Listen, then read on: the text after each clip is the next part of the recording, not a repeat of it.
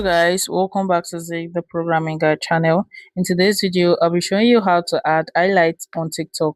Yes, so you know the normal way where you add highlights on your Instagram, TikTok. I've made that feature for TikTokers as well. So first thing you have to do, you have to go click on your profile, right video screen, and once you actually post from this plus sign right here, you have to post a video or photo of what you want to add to your highlights, right? So once it's posted like this, you just go click on the post, right?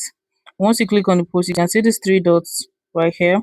Click on the three dots and you're going to scroll this part. You have to scroll to the side and you're going to add to your story. You click add to your story, right? And you add it to your story. So once it's loaded, it has been uploaded to your story. You're going to click on your story, right? And you're going to see this right here, the star. Click on that and you're going to see add to highlight.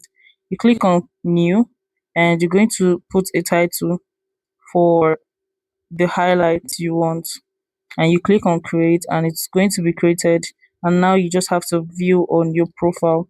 So once you view, you can see I have two highlights on my profile. If you find this guide helpful, give it a thumbs up and equally subscribe to get more info tips like this. Thanks for watching guys. That's my next video. Bye.